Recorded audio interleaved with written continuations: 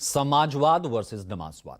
Show की शुरुआत RSS के सर कार्यवाहक दत्तात्रेय होसबोले के उस बयान से करते हैं जो न सिर्फ संविधान के प्रति आरएसएस की मंशा को जगजाहिर करता है, बल्कि उससे केंद्र की मौजूदा सत्ताधारी बीजेपी की भी संविधान को लेकर के क्या सोच है वो भी सामने आ जाती है, उसका एंडोर्स करते हैं।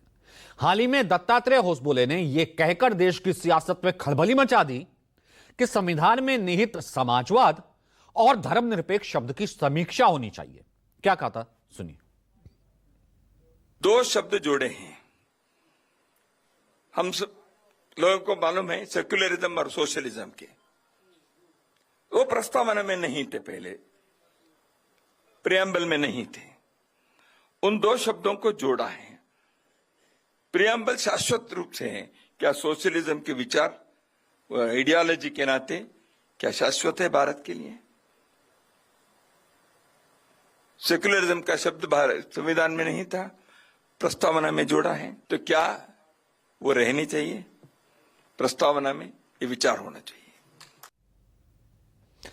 तो आरएसएस के दत्तात्रेय होसबोले के इस बयान पर विपक्ष, खासकर कांग्रेस, आक्रामक हो गई।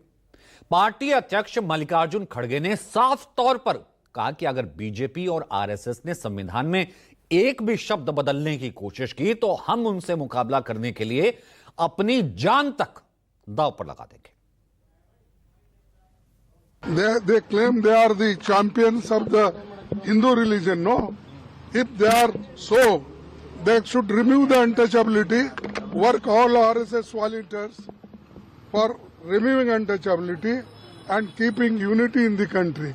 Instead of that, simply talking, making noise and creating confusion in the country, that is very bad and we are against it.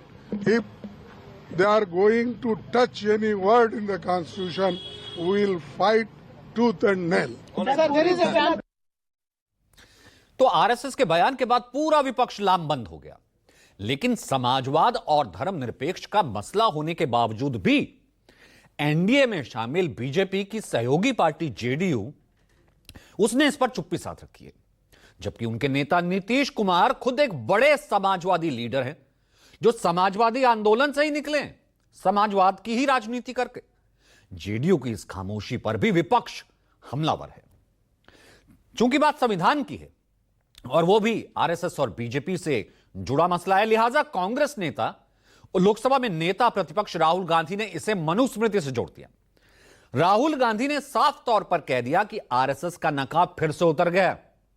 RSS और बीजेपी को संविधान नहीं, मनुस्मृति चाहिए। देखिए, आरएसएस का नकाब फिर से उतर गया। संविधान इन्हें चुभता है क्योंकि वो समानता, धर्मनिरपेक्षता और न्याय की बात करता है। आरएसएस बीजेपी को संविधान नहीं, मनुस्मृति चाहिए। ये बहुजनों और गरीबों से उनके अधिकार छीनकर उन्हें दोबारा गुलाम बनाना चाहते हैं। संविधान जैसा ताकतवर हथियार उनसे छीनना इनका असली एजेंडा है। आरएसएस ये सपना देखना बंद करे। हम उन्हें कभी सफल नहीं होने देंगे। हर देशभक्त भारतीय आखिरी दम तक संविधान की रक्षा कर। तो संविधान पर जब जब सवाल उठता है, बीजेपी लपेटे में आ जाती है। इस बार मामला थोड़ा और ज्यादा गंभीर और गर्म हो गया क्योंकि इस बार बिहार में चुनाव है।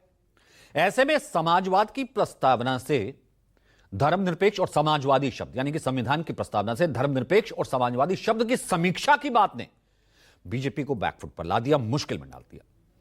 इस बीच पटना में इंडिया ब्लॉक की एक रैली ने बीजेपी और उनके सहयोगी दलों की टेंशन और ज्यादा बढ़ा दी है। यह रैली केंद्र सरकार के वक्फ संशोधन बिल के खिलाफ थी।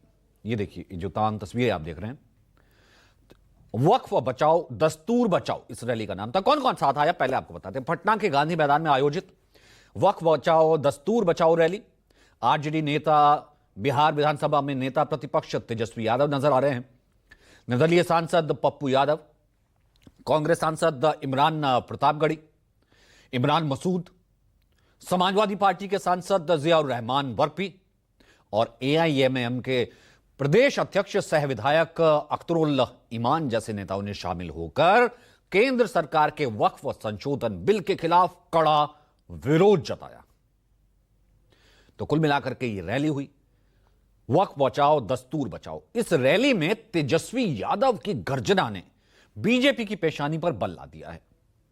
तेजस्वी ने मुसलमानों को भरोसा दिलाते हुए खुले मन से ऐलान किया कि अगर प्रदेश में उनकी सरकार बनती है तो केंद्र के वक्फ कानून को कूड़ेदान में डाल दिया जाएगा। सुनिए। स्वतंत्रता संग्राम की लड़ाई में चाहे हिंदू हो, मुसलमान, सिख हो या ईसाई, सब लोगों ने इस देश की आजादी के लिए कुर्बानी देने का काम किया था। ये देश किसी के बाप का देश नहीं है। ये एनडीए भाजपा की सरकार जाने वाली है।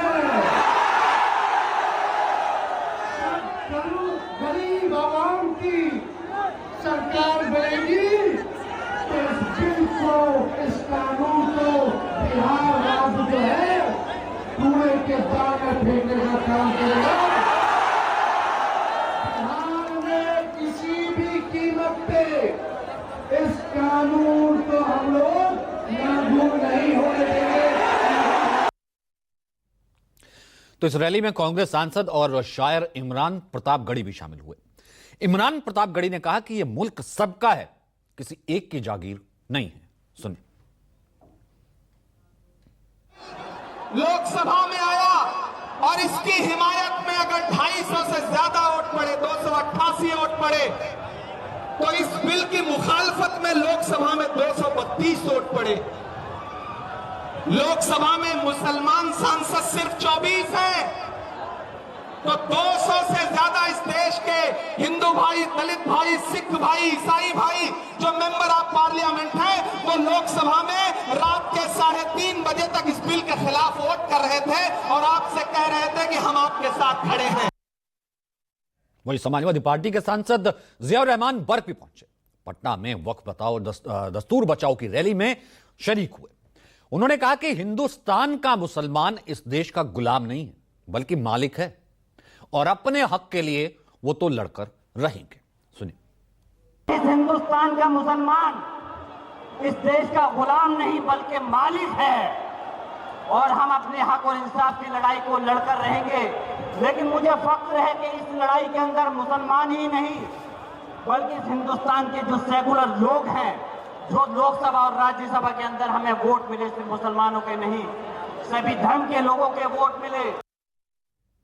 अब बिहार से निर्दलीय सांसद है पप्पू यादव, वो भी वक्फ बचाने के इस मंच पर पहुंचे। उन्होंने सीधे तौर पर पीएम मोदी पर निशाना साधा, उन्हें चुनौती दी। आप क्या कल इतना नहीं है तो आप क्या चलाओगे? कोई नहीं बचा है इस मुल्क में, सिर्फ मोहब्बत बचेगी, इस मुल्क में सिर्फ सच्चाई बचेगा और जिसके हाथ में भारत का झंडा और एक हाथ में गीता कुरान होगा और एक हाथ में संविधान होगा, वही इस मुल्क को चलाएगा। तो पटना के गांधी मैदान में वक्फ बचाओ दस्तूर बचाओ विशाल रैली और सम्मेलन का आयोजन किया गया। इसका आयोजन किया था इमारते शरिया नाम के संगठन ने। उसी के बैनर तले ये तमाम दल इकट्ठा हुए।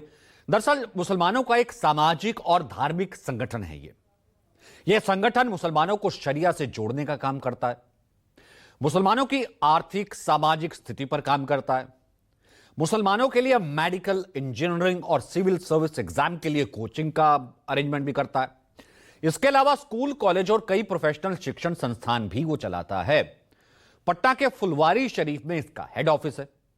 बिहार, झारखंड और उड़ीसा का यह सबसे बड़ा मुस्लिम संगठन है जिससे 2.5 करोड़ से ज्यादा मुसलमान जुड़े हुए हैं। 26 जून 1921 को इस संगठन की स्थापना हुई थी। इसकी स्थापना में मौलाना अबुल कलाम आजाद की भी बहुत बड़ी भूमिका रही है। ईद के चांद की बिहार, झारखंड और उड़ीसा में यही संगठन पुष्टि करता है।